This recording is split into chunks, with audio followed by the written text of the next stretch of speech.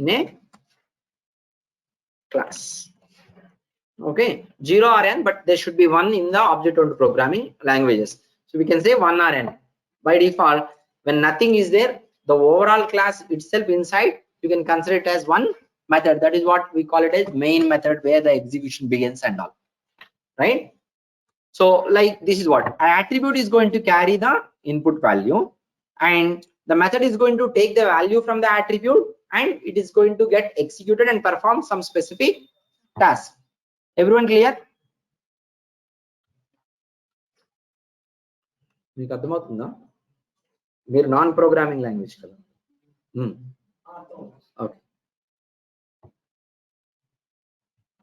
Okay, next let's go ahead and talk about the next topic of abstraction.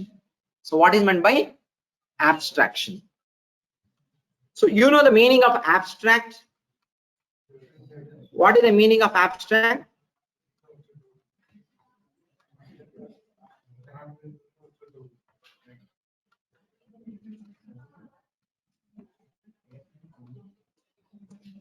Abstraction means it is hiding the actual implementation. Hiding the actual implementation. See, you are going to hide the actual implementation. See, in the reality, abstraction, I mean, like the programming language can survive without abstraction. That is possible. But there is a specific importance of having abstraction, which we will discuss as we go on. While practicals also, you'll come to know so many things about abstraction if you're going to do it practically. See, abstraction means, let me tell you an example. See, if you are going to do a project in your college, what do? Are you going to do entire project and submit, or are you going to submit the outline of the project first and then the design and complete details of the project next? So you're going to do it in 2 steps. First, what you do? You're going to submit the outline of the project. So what is the main theme of the project, and what are you going to do it roughly, and what are you expecting the output generated from this particular project? This abstraction you submit. When you submit this abstract, it will be reviewed and it is approved. You can proceed with the work. Generally, how it works in the real world. See, where while submitting the abstract, you are going to hide the actual actual complete design. You submit the abstraction, done, and finally you are going to take that abstract and you are going to completely design it for the implementation purpose. Okay, that's what happens in the real life. The same way even in the programming also. So abstraction is hiding the actual implementation, where you are not going to define or design completely, only just a top level, just as a model. You define it, done, make the model into reality for the execution purpose. That's what real implementation. Understand? Everyone clear? You understand what is an abstract in yes or no? Just an outline level. We have to discuss still. There's a lot of so much is there. Okay. And one more point I have to add here. After the abstraction is a succession. What is that? Types of classes. So that is from the abstraction only. Okay. So that is what abstraction. And when you are defining a class, so the functionalities and all, everything will be there inside classes, right? So while we define classes,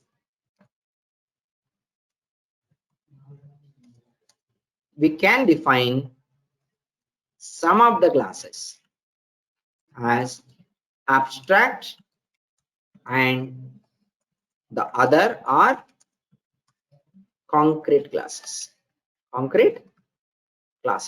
Okay. So now this is where you have abstract term. Abstract is for the class, and even methods also can be abstract methods. Okay. And concrete classes you have.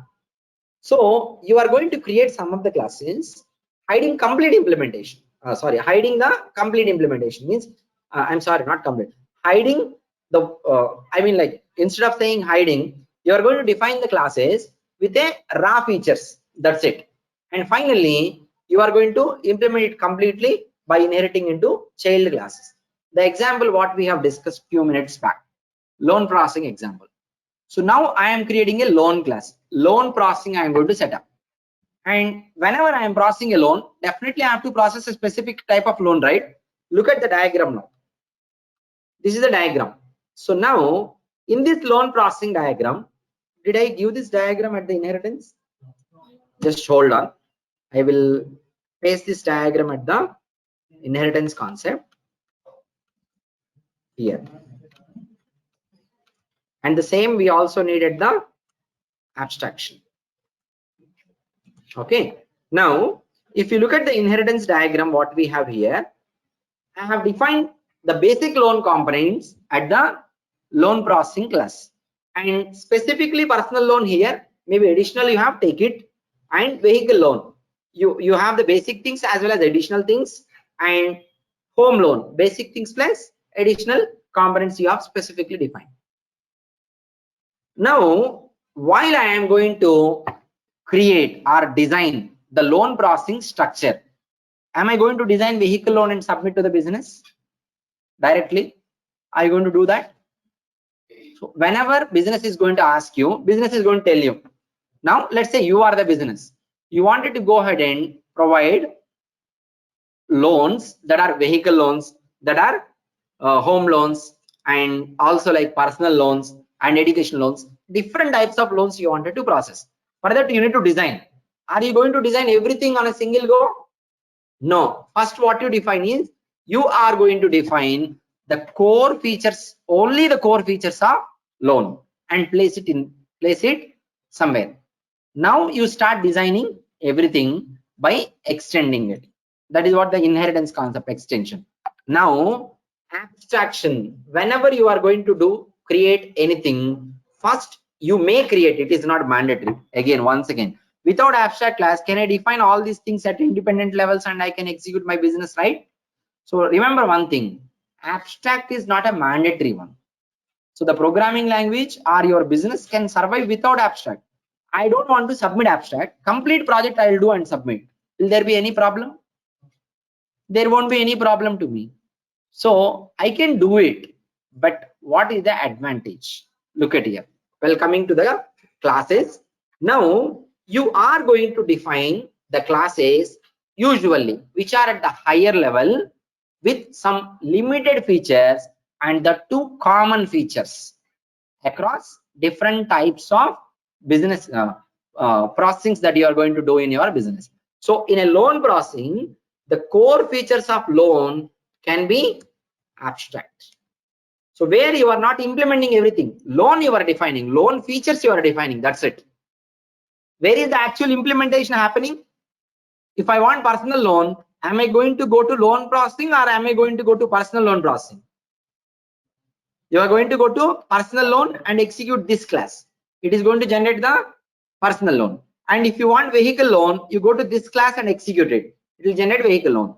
Any point of time, you will never go to loan processing because that is just an abstraction, which is non-executable.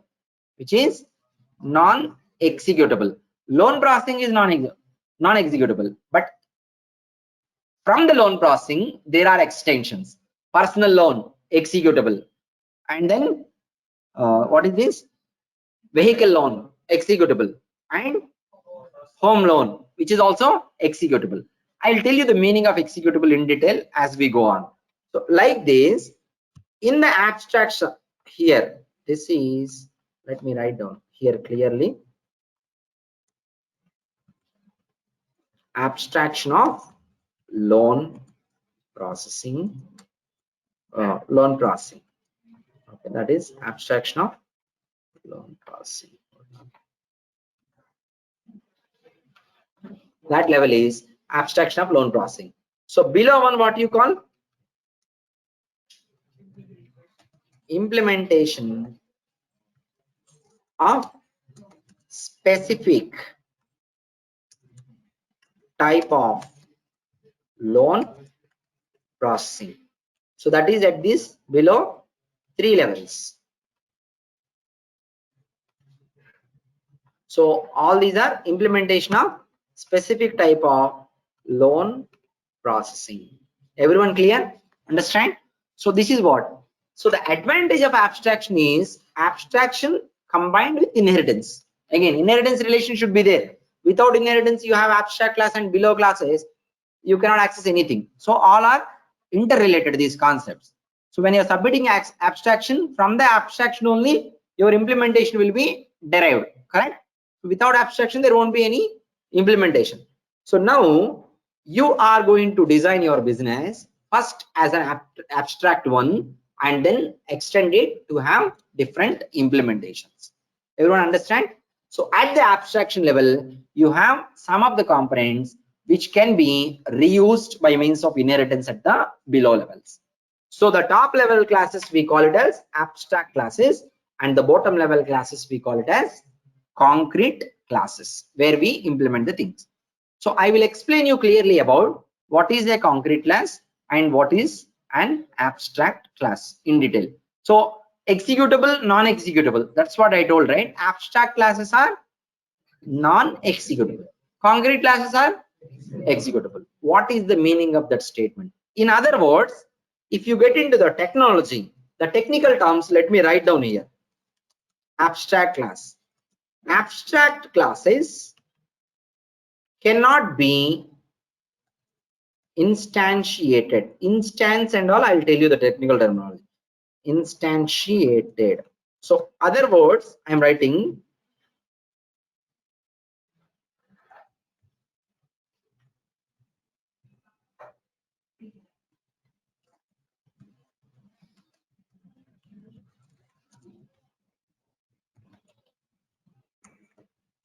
okay. Similarly, concrete class. Concrete class can be, okay, I'll write down like this. Cannot, okay, and this is, it can be instantiated, meaning that initialize business transaction processing. Initialize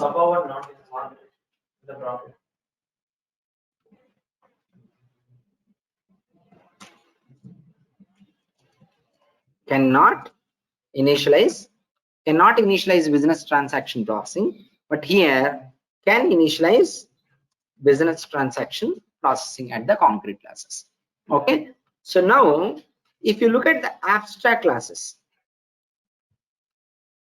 see, you are creating two types of classes mainly. One is concrete and another one is abstract classes. So let me write down here what we can do in abstract classes and what we cannot do, what we can do in the concrete classes. Let me draw that. Okay, here you go. So now this is an abstract class. Let's say this is an abstract class. Inside an abstract class you can define something, no problem. Okay, you define, and you can even execute that particular one independently. Okay, non-executable means cannot initialize the business, that is the meaning, but independently that can be executed up to the level. That's not a big deal, big problem. Execute it, okay, and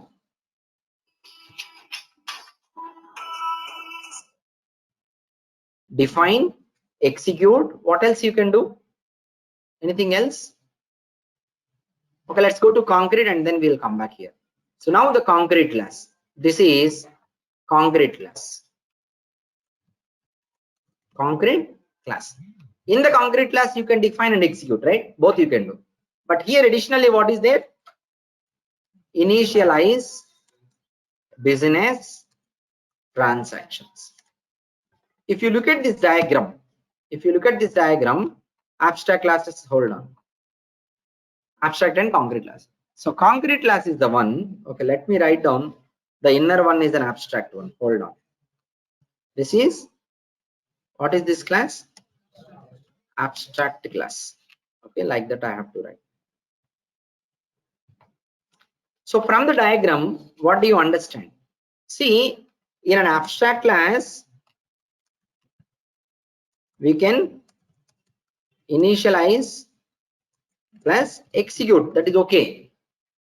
and concrete class, we can initialize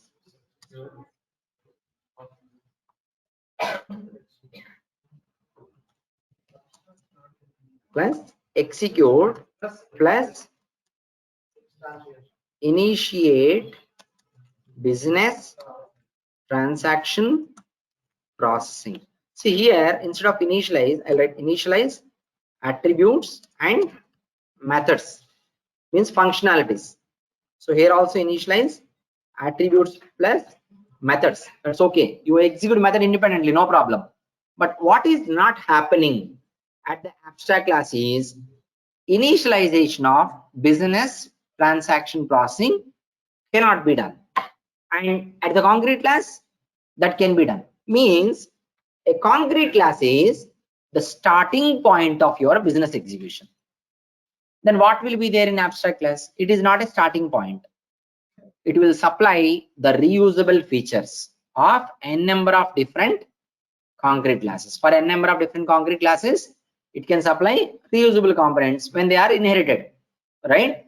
So now let me tell you the statement instantiate. Actually, it is with respect to object. I will tell you what is an object later.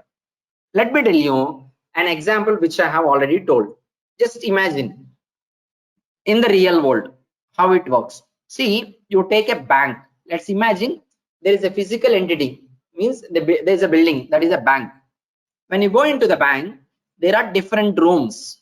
Each room is going to perform some specific task.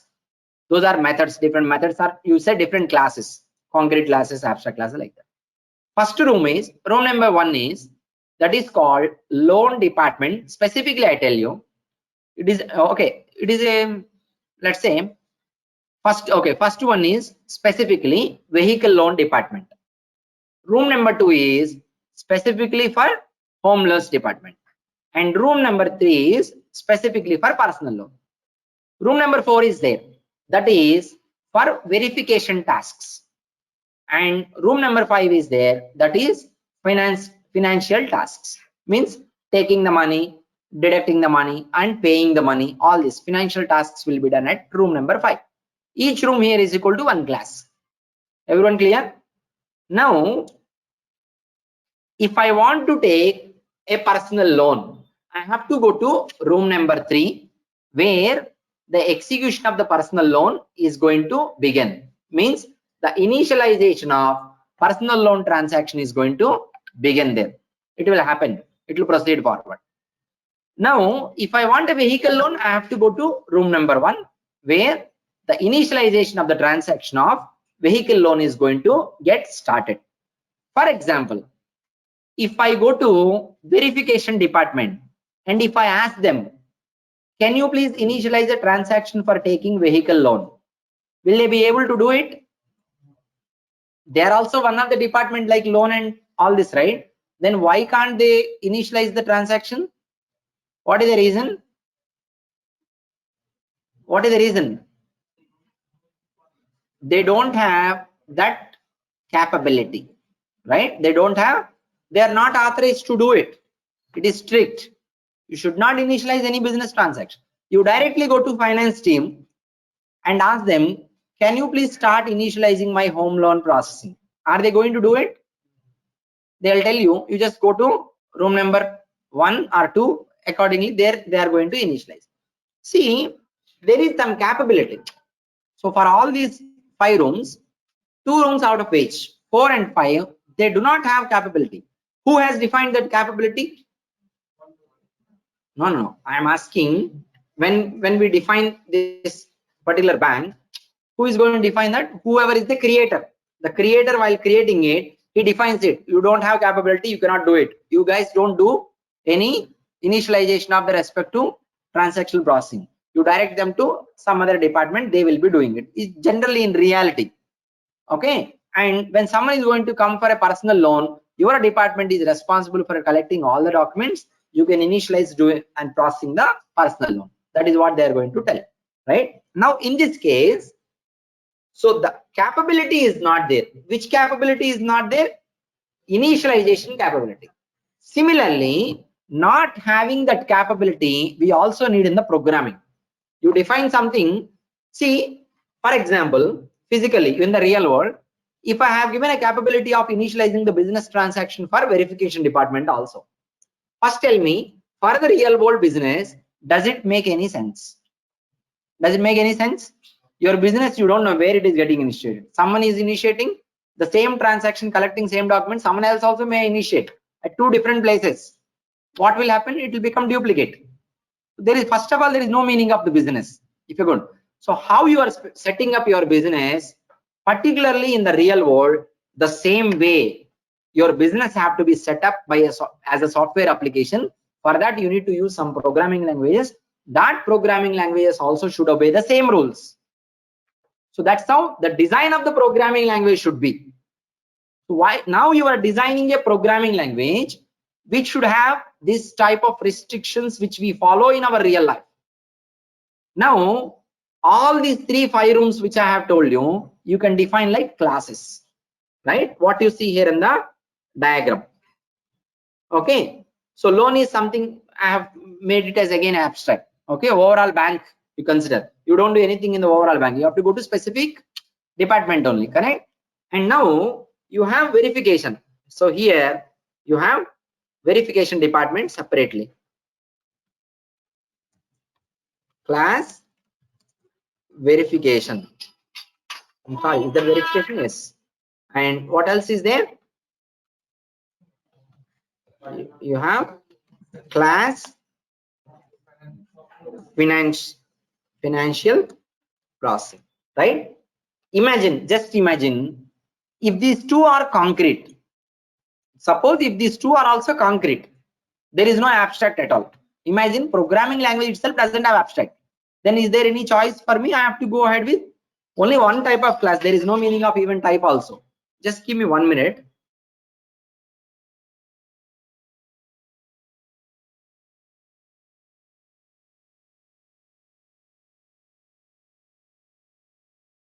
Okay, so this is class financial process. Imagine if these are concrete. Concrete classes have a feature of initializing business transaction. Now when you have written a program, your program execution for personal loan can also be begun at verification class, right?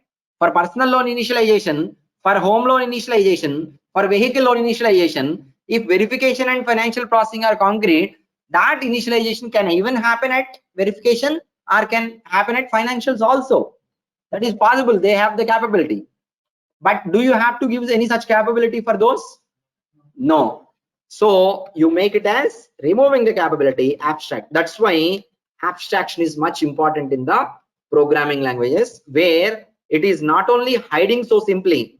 There is a reason for that hiding. Hold on. Abstract. And here also you define it like abstract. So why do you need to have abstract classes in the programming language? It is not simply hiding something and extending it for reusability, not only simply for that purpose. The actual reason in the business is what happens in the reality, the same also should happen in the programming. So to achieve the real world goals, again, programs also have to be classified accordingly. So removing the capability of initialization at a class, that is what abstract class. So now can I have this abstract class as a common class, that verification, common for loan and common for vehicle loan and common for home loan also? Is it possible or not? So I have my home loan initiated and we have a personal loan initiated and also a vehicle loan initiated. All these 3 loans started processing. Can I send all of these 3 loans to the same verification department so that they can verify it accordingly? So in the abstraction, apart from what we have discussed of the inability of initialization, we also have now that reusability and all through the inheritance. That's why abstract classes are something which will be usually exist at the higher level. At the higher level. Understand everyone clear? Similarly, can I have this financial processing here, financial processing here? So it doesn't make big, so I don't want too many. So you can access it multiple places, right? Usually like this, you can access at the multiple places. So this is the importance of abstraction. Abstraction, that's okay. it is just hiding the features. That's okay, everyone knows that. But the importance of abstraction in the programming language, what is its importance, why it is much needed? So a programming language can survive truly 100%, it can survive without abstraction, possible. Just imagine, I have the knowledge of not initializing from the verification. I don't do it. Even though it is concrete, I don't do it. Can I stick to that and set the mind and don't do it? Possible. But at certain point of time, someone else will come and they do it. They initialize because they don't have knowledge. So do you need this type of knowledge being transferred to everyone, whoever is coming? No, we want a restriction instead of that. Instead of that, we want to apply a restriction. Even you turn on it, it is not going to turn on at that particular place. So during the process of the execution of the transaction, then a visit will happen to the abstraction to derive the core features in order to complete the transactions. Right? Everyone clear? So that is the importance of abstraction and abstract classes in the programming languages. Understand? That's why it is very much essential for every application. When you are writing different classes, specifically you have to identify what are the abstract classes to define them as an abstract, and what are the concrete classes to define and define them as concrete. So usually concrete classes are going to be derived from abstract classes. Understand, everyone clear? So simply don't stick to only reading the headlines, like abstract classes cannot be instantiated, abstract classes, concrete classes can be instantiated. These definitions, reading and remembering by hearting, just you may be able to answer in the interviews or examinations, but understanding the underlying core purpose, comparing it with reality in the real world is most important. If you are designing your own programming languages, you should clearly understand why we need abstract classes. Reading a definition there, you cannot design anything, right? So by reading a definition, can you write anything? No. By remembering the syntaxes, you can write a program, but you cannot create by your one by yourself. Okay, you cannot create a similar programming language by yourself. If you want to design your own programming languages also, then you should know completely in detail about what is the importance of it in the real life.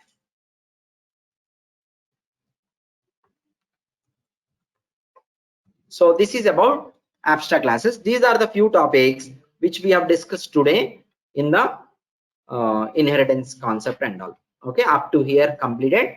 And this polymorphism object and all, I am going to talk about it tomorrow. After we discuss about these two, multi-threading and all I can tell you, but understanding an object, it will take time. Okay, it's not so easy as we read the definitions. Object is an instance of class. It's not so easy like reading a definition, but we have to understand the object meaning in the real world. So it will take around 45 minutes or 30 minutes to explain about object. Understand, everyone clear? Any doubts? Any doubts? Any questions? So now every one of you, it's not only you are just gaining the knowledge from my sessions. Every one of you should understand how to think about the programming languages. Are you getting such type of ideology being built? It's not that you read in a textbook and get one line of sentence, you are going to remember it. You have to understand its purpose in the real world. That's how you have to look at every concept. Not only this, if you are learning any other programming language also, whenever you are going to go through certain core definitions, you have to clearly understand what is the meaning of these core definitions in the real world. Okay, then only that means you are really learning the subject.